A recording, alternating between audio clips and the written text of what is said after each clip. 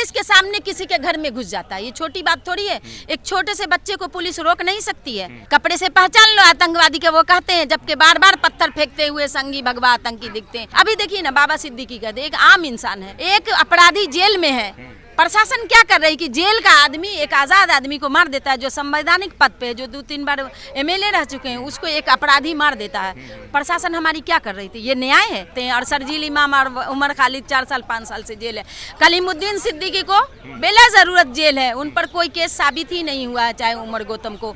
तो ये सरकार अपने मन से डिसाइड करती है। अब कोर्ट, कायदे, कानून सब वही है, सत्ता ही है। पूरे वक्फ बोर्ड की जमीन है, पूरे देश की जमीन को कब्जा करके ये अडानी को देना चाहते हैं और पूरा देश इसके खिलाफ है। कभी वक्फ बोर्ड पे, कभी सीए पे, कभी यूसीसी पे ट्रिपल तलाक ले आते हैं ताकि लड़ता मरता रहे।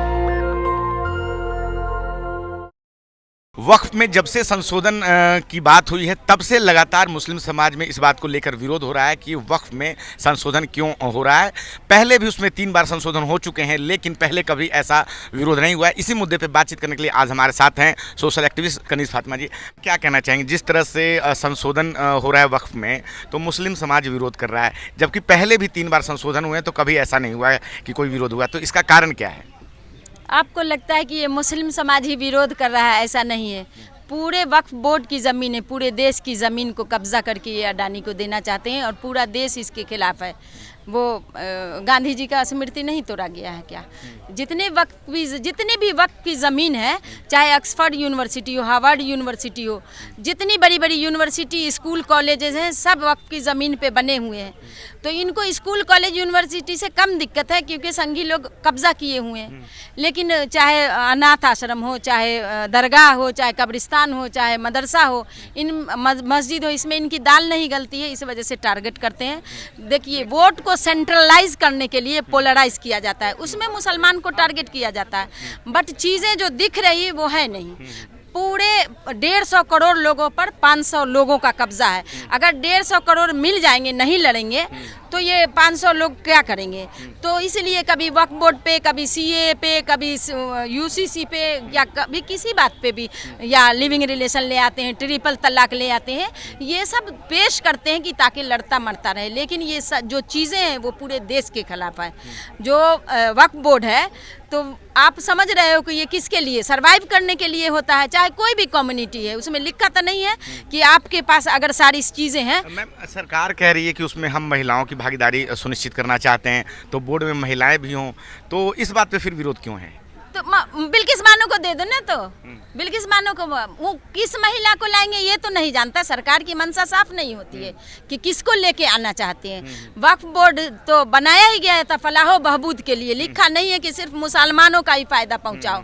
इसमें लड़कियों की शादी करनी है, इसमें इलाज करना है, इसमें हॉस्पिटल है, इसमें यूनिवर्सिटी खोलना है। आप हर चीज़ के लिए, देश को सर्वाइव करने के लिए, कौम को सर्वाइव करने के लिए, लोगों की सहूलत प्रोवाइड करने के लिए बनाया गया। उसमें नहीं लिखा हुआ है कि आप मुसलमान हो तो सिर्फ आप ही का फायदा हो।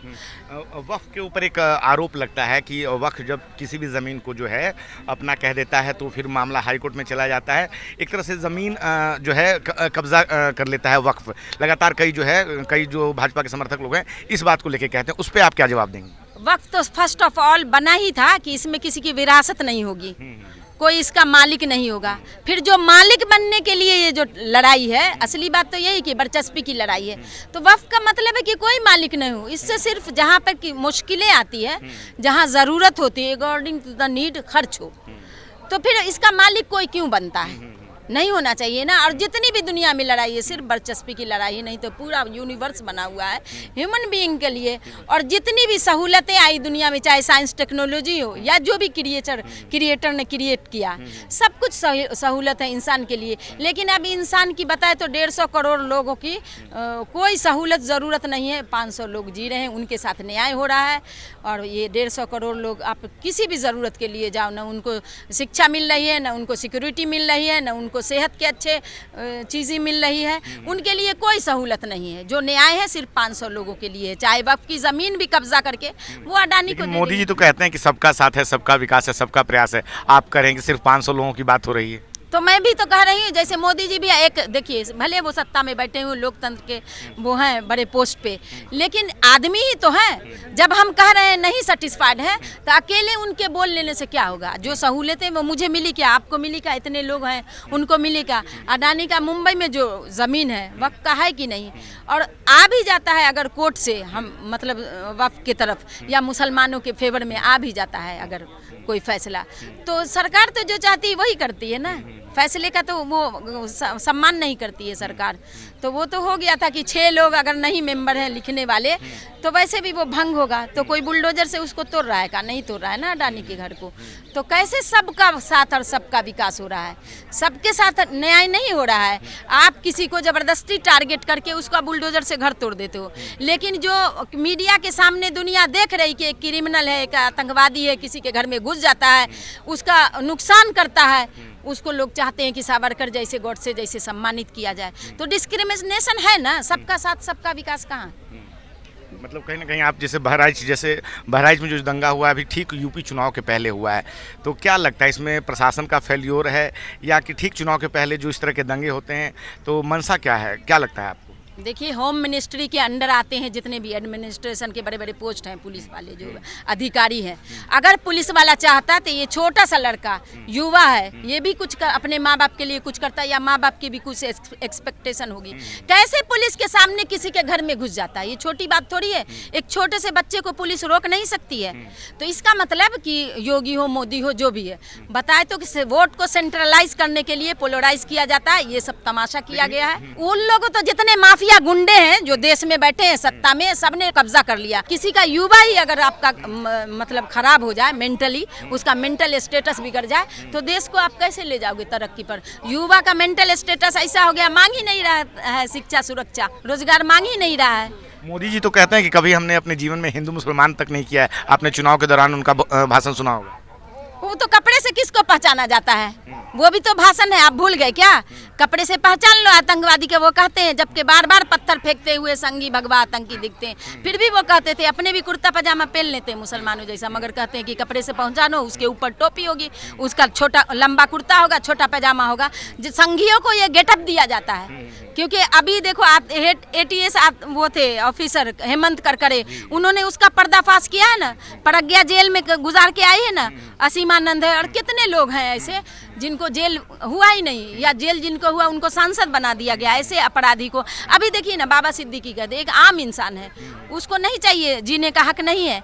एक अपराधी जेल में है, प्रशासन क्या कर रही कि जेल का आदमी, एक आज़ाद आदमी को मार देता है, जो संवैधानिक पद पे, जो 2-3 बार MLA रह चुके हैं, उसको एक अपराधी मार देता है। प्रशासन हमारी क्या कर रही थी? ये न्याय है?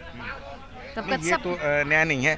लेकिन मोदी जी ने कहा कि हमने मुस्लिम समाज के लिए बहुत कुछ किया है। 3 तलाक की बात वो करते हैं कि उसमें सुधार कर रहे हैं हम लोग, और उम्मीद जो वक्फ में जो संशोधन कर रहे हैं उसको एक उम्मीद नाम दे रहे हैं कि अब उसका नाम उम्मीद होगा।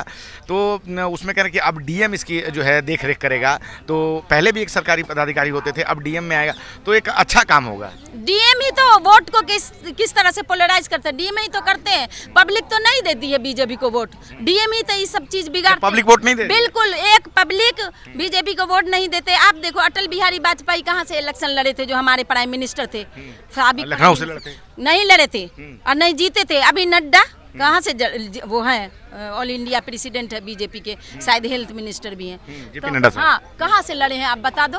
अमित शाह कहाँ से लड़े हैं, कहाँ से जीते हुए सांसद हैं, बता दो? गांधीनगर से लड़े हैं? नहीं, कब कोई नहीं, पब्लिक पसंद करती है। आप उनको लड़ा दो ना कहीं से, नहीं लड़े सो छोड़ो, आज लड़ा दो ना। कहीं से भी लड़ा दो तो मतलब वो नहीं जीतेंगे। वोट नहीं लड़े भी नहीं, सो सांसद ही नहीं। पब्लिक किसी बीजेपी को पसंद नहीं करती है। वो तो सांसद है ना, गांधीनगर से सांसद है। अमित शाह होम मिनिस्टर है, बनाने को तो वो हम आज चाहें तो, या बीजेपी चाहे हमको भी कुछ बना दे, तो वो तो अपने मन से डिसाइड करती है। वही कोर्ट हो गए, वही फैसले करते हैं, वही सब कुछ करते हैं, पब्लिक चाहे न चाहे। मतलब क्या लगता है सुप्रीम कोर्ट भी सही फैसला? अभी तो बुलडोजर पर उन्होंने जो है तल्ख टिप्पणी की और रोक लगाया कि जब कि कोई भी हिंदू हो या मुस्लिम हो, आरोपी होने के आधार पे किसी का भी मकान नहीं तोड़ा जाएगा। जी बिल्कुल, उसमें 10 लोग रहते हैं। और हम थैंक्स करना चाहते हैं कि इतने दिन बाद, बड़ा नुकसान देश का होने के बाद भले फैसला आया, जो भी हुआ उसके लिए थैंक्स करना चाहते हैं। लेकिन अभी भी तो बहराइच में हो रहा है, रोका क्या? नया भले कोर्ट फटकार लगाती है, इन बेशर्मों को शर्म नहीं आती है। कई बार योगी जी को फटकार लगी है, जो चीज़ भी करते हैं न्याय कर, वो अन्याय है उनके कई बार ये भी देखा गया कि कोर्ट जो है जमानत नहीं देती है, जैसे GN साई बाबा हैं जो कि सामाजिक कार्यकर्ता रहे, उनको जमानत नहीं मिली, लेकिन गुरमीत राम रहीम है उनको बार बार पैरोल मिल जाती है, ठीक चुनाव के पहले पैरोल मिलती है, क्या कहेंगे आप? बस वो बीजेपी का वो लड़ाने आए थे, इलेक्शन में प्रचार करने आए थे, नाचने गाने आते, अपने लोगों को छोड़ देते हैं। 35 साल 40 साल हमारे लोग, हमारे पता न कैसे वकील हैं जो उनको बेल करा देते हैं, उनको पेरोल पे आ जाते हैं। और शर्जील इमाम और उमर खालिद 4 साल 5 साल से जेल है। कलीमुद्दीन सिद्दीकी को बेला ज़रूरत जेल है, उन पर कोई केस साबित ही नहीं हुआ है, चाहे उमर गौतम को।